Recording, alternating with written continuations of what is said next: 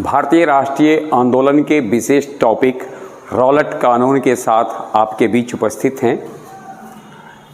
1914 से 1918 के बीच दुनिया के रंगमंच पर एक युद्ध हुआ जिसे हम प्रथम विश्व युद्ध के नाम से जानते हैं। जब संपूर्ण दुनिया के रंगमंच पर या रणमंच पर कह लें विश्व युद्ध चल रहा था, उस समय भारत में क्रांतिकारी आंदोलनों का प्रभाव बढ़ता जा रहा था। अब क्रांतिकारियों के बढ़ते प्रभाव से चिंतित उस समय की ब्रिटिश सरकार हुई और किसी तरीके से इसके प्रभाव को कम किया जाए, इस पर विचार किया जाने लगा।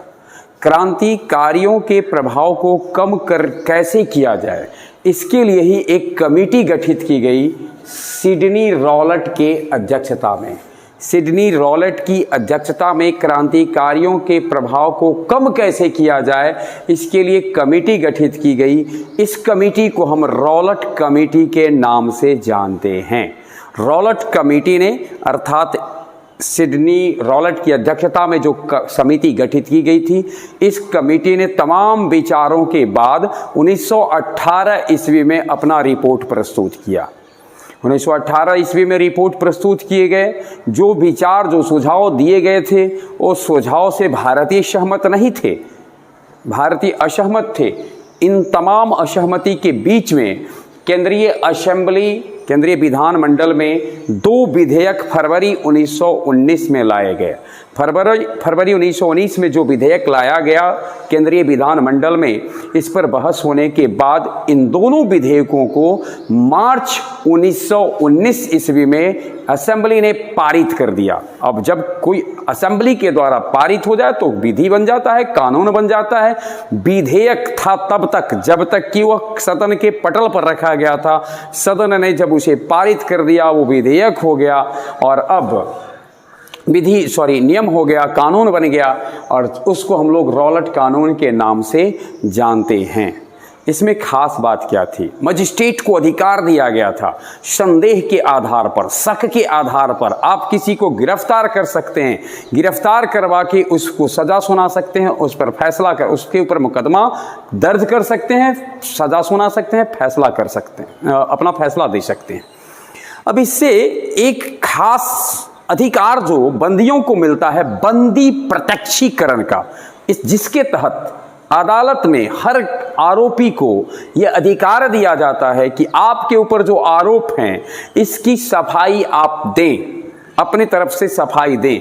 लेकिन रॉलेट कानून ने कैदियों को, गिरफ्तार किए गए व्यक्तियों को से यह जो बंदी प्रत्यक्षीकरण का जो अधिकार था वह छीन लिया था। अब बंदी प्रत्यक्षीकरण का यह अधिकार छीन जाने के कारण मजिस्ट्रेट की मनमानी थी, जिसको मन में आए किसी भी संदेह पर, शक पर उसको गिरफ्तार करें, उसको सजा सुना दें और जेल में डाल दें। भारत में इसका व्यापक विरोध होना शुरू हुआ। मार्च 1919 में ये कानून असेंबली के द्वारा पारित हुआ और अप्रैल 1919 ईस्वी तक आते आते भारत में इसका विरोध व्यापक हो गया। इसको देखते हुए 6 अप्रैल 1919 को देशव्यापी हड़ताल हुआ। यह वो वर्ष था जब तक महात्मा गांधी का भारतीय राजनीतिक क्षितिज पर आना हो गया था, उदय हो चुका था और गांधी जी ने इस जो रॉलेट कानून का विरोध था, उसको विरोध करना गांधी जी ने भी अपनी तरफ से शुरू किया।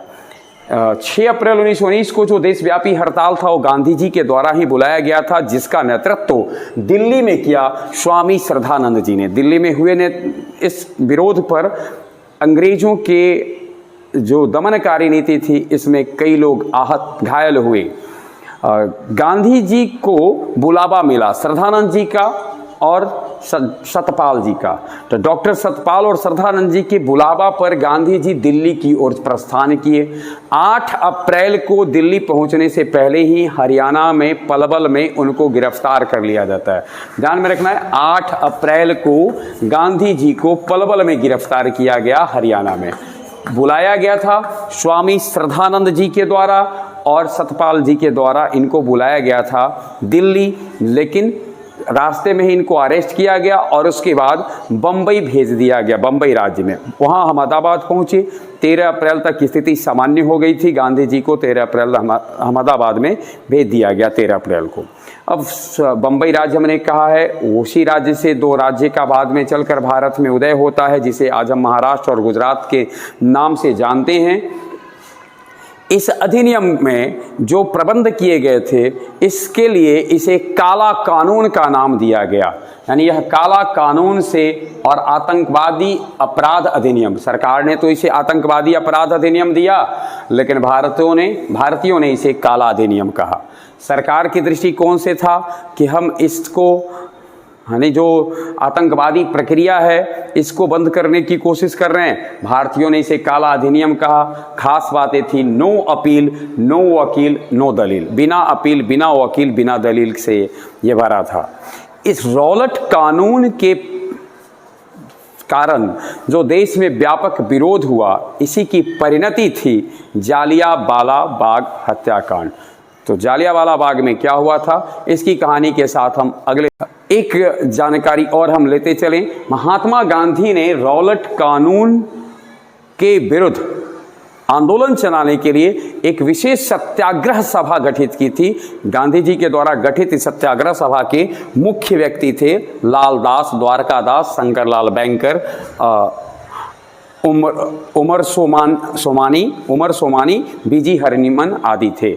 तो इनके द्वारा सत्याग्रह सभा गठित की गई थी। गांधी जी के द्वारा मूल उद्देश्य था सत्याग्रह से काला कानून का, अर्थात रौलट कानून का विरोध करना।